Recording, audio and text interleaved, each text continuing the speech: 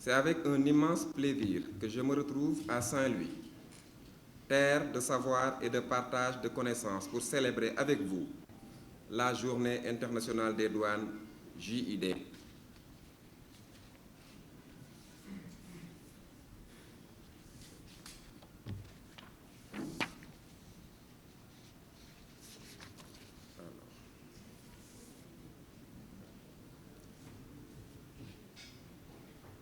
Monsieur le ministre, Monsieur le gouverneur, Mesdames et Messieurs, le choix de la Direction régionale des douanes du Nord, DRN, qui s'étend sur les régions administratives de Saint-Louis, Louga et Matam pour abriter l'édition 2023 de la JID n'est pas fortuit.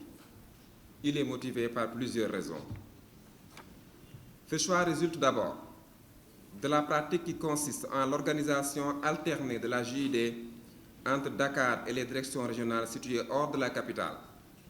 Ensuite, la DRN occupe une position stratégique de zone tampon entre le Sénégal, la Mauritanie et les pays limitrophes de l'Afrique du Nord à l'heure de la mise en œuvre de la ZLECAf. Enfin, ses performances dans la mobilisation des recettes et la lutte contre les trafics illicites pour l'exercice 2022 témoignent de son importance dans le dispositif stratégique douanier. Et je voudrais à ce titre vivement féliciter le directeur régional du Nord sortant et ses hommes, le lieutenant-colonel Amidou Diaye. Pour toutes ces raisons, il nous a paru opportun, avec l'autorisation du ministre des Finances et du Budget, de faire le déplacement pour nous rendre compte de visu de l'exécution du service sur le terrain et par la même occasion communier avec les populations, les autres services et administrations, ainsi que les partenaires de la douane. Mesdames et Messieurs, l'Organisation mondiale des douanes, OMD, pour l'édition 2023 de la JID, appelle sa famille à échanger sur le thème « Accompagner la nouvelle génération », promouvoir le partage des connaissances et renforcer la fierté de la profession douanière. Deux orientations majeures définissent les contours du dit thème, à savoir la promotion du partage des connaissances entre les générations d'agents des douanes et le renforcement de la fierté de la profession douanière. La promotion du partage des connaissances entre les générations d'agents constitue fort heureusement une réalité pour l'administration des douanes. Elle se matérialise par l'existence de cadres de formation ainsi que de mécanismes et méthodes d'encadrement cohérents. À ce titre, le Sénégal a institué un cadre organisationnel adéquat et performant pour la formation.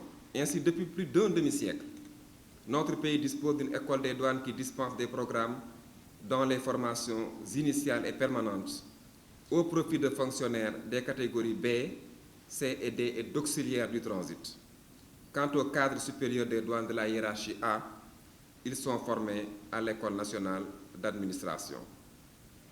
C'est dans cette dynamique et en vue de se conformer à la vision futuriste de notre administration, à savoir la douane de demain, que j'ai entamé dès ma nomination en 2020 une réforme majeure de notre administration consacrée par l'arrêté 3620 MFB DGD du 15 mars 2021 portant organisation de la Direction générale des douanes et au titre des innovations figure entre autres la Direction des ressources humaines qui réunit désormais la formation et la gestion des carrières sous l'autorité d'une seule entité.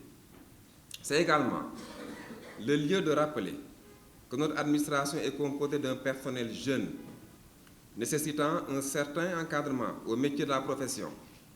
Cet encadrement requiert, par ailleurs, la contribution permanente de l'ancienne génération pour construire une chaîne de transmission des valeurs qui, jadis, ont porté l'administration des douanes au sommet de la performance. J'en veux pour preuve l'implication de nos illustres anciens, aussi bien pour la marche au quotidien de notre administration que pour les brainstorms visant à lui tracer un avenir radieux. je pense au doyen Nicolas Sarr qui est parmi nous. Nous sommes honorés de vous savoir parmi nous. Merci. D'où la pertinence de la thématique qui appelle à un échange intergénérationnel pour conserver la mémoire collective professionnelle à travers le développement d'outils modernes. Dans cette perspective, la démarche de la DGD visant à parachever la digitalisation de ces procédures trouve tout son sens. Elle intègre ainsi les outils technologiques collaboratifs comme la gestion électronique des données, GED, l'intranet douanier, Intrado, et ceux décisionnels, tels que le traitement automatisé des marchandises par voie électronique, TAME, et le Business Intelligence BI, développé et déjà mis en production pour favoriser le partage des connaissances.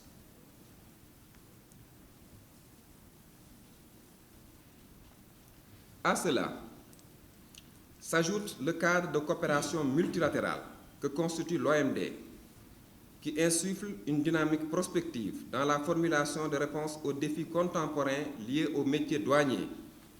L'OMD propose à ses membres des initiatives connues sous les marqueurs ci-après: l'école du savoir, le programme de bourse de l'OMD et la plateforme e-learning, qui ont enregistré un succès retentissant auprès du personnel douanier sénégalais. Enfin, le partage des connaissances prend également la forme d'une ouverture de l'administration au monde universitaire avec la création du premier master en droit douanier en collaboration avec l'Université de Dakar. C'est le lieu également de préciser que l'administration des douanes a engagé un vaste programme de modernisation dit PROMAD qui confère une importance particulière à la formation des nouvelles générations, notamment sur les nouvelles procédures et les outils modernes d'exercice de leurs fonctions. Le second axe de la thématique, qui est relatif au renforcement de la fierté de la profession douanière, trouve un écho favorable au niveau de notre administration. En effet, à travers l'articulation entre ces missions et la vision des hautes autorités, incarnée par le plan Sénégal émergent et les projets et programmes subséquents, la DGD participe pleinement à l'amélioration de la mobilisation des ressources intérieures à travers la stratégie de mobilisation des recettes à moyen terme, SRMT. C'est d'ailleurs ce qui nous a valu, au titre de l'exercice budgétaire 2022, des réalisations en termes de liquidation douanière d'un montant d'1,382,500,000 francs, soit un glissement annuel de 173,8 milliards de francs CFA en valeur absolue et 14% en valeur relative. La lutte contre la fraude, corollaire d'une bonne tenue des recettes budgétaires, nous a également valu pour l'année 2022 de réels motifs de satisfaction. En témoignent les importantes saisies de drogue dure, de faux médicaments et d'autres marchandises estimées à plus de 100 milliards.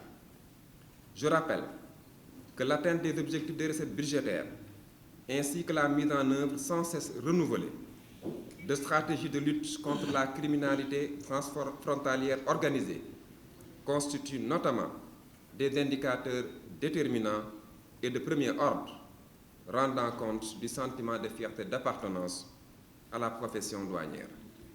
Ainsi, l'élaboration des procédures prévisibles, simples et souples, au profit du monde des affaires et des populations, est-elle un indicateur de fierté d'appartenance à la profession douanière, eu égard à son effet levier sur l'amélioration de l'environnement des affaires et du taux de croissance.